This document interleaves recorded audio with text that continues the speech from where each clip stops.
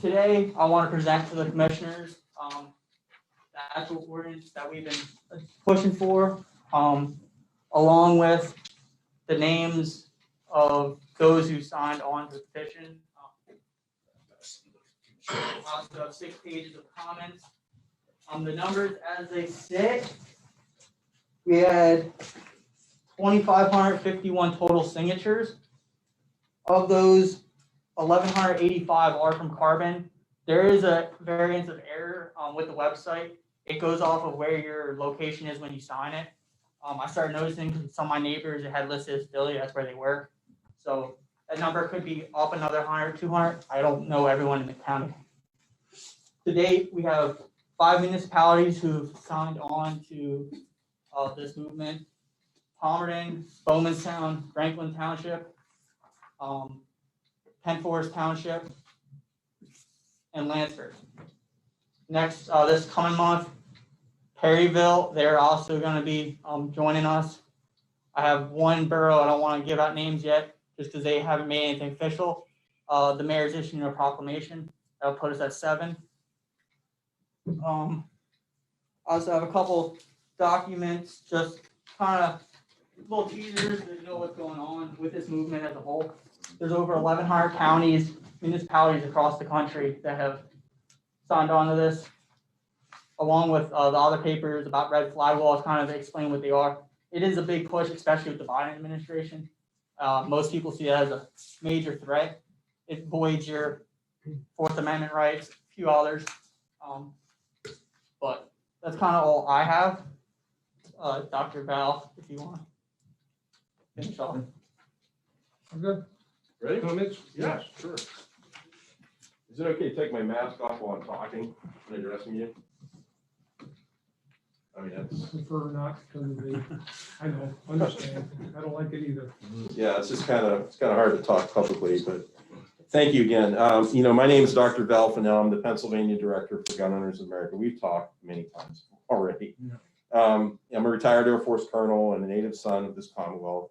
I've been asked to speak on the behalf of the thousands of Carbon County residents who are asking the Board of Commissioners to adopt GOA's Second Amendment Sanctuary Ordinance, which is presented here today by Mr. Bell. Citizens of this county and counties across Pennsylvania are watching the news. They see what is happening in Washington, D.C. and what happened in Virginia, and don't want to be caught unprepared. Now, President Biden is aggressively attacking gun rights through administrative fiat. We all know this. He is calling for a regulation of pistol braces, registration of pieces of plastic and metal that could be made into firearms, and for red flag gun confiscation orders. Biden has also called on Congress to ban semi-automatic rifles. And here in Pennsylvania, we have legislation calling for red flag gun confiscation orders, criminalizing private transfer of firearms, punishing victims who have had their guns stolen, and creating mandatory lock up your safety laws that would restrict access to a homeowner's guns when they needed it the most. And it doesn't stop there. There are also bills filed in the legislature to end the castle doctrine and others that would require registration of firearms and bans on semi-automatic rifles. Make no mistake about it, if the legislature in Pennsylvania flips to the anti-gun party, then we'll be facing the exact same thing as Virginia did. And we'll end up being worse than New York or New Jersey. What we're asking is that this Board of Commissioners stand up for the constitutional rights of law-abiding Pennsylvanians should they come under attack from an anti-gun legislature.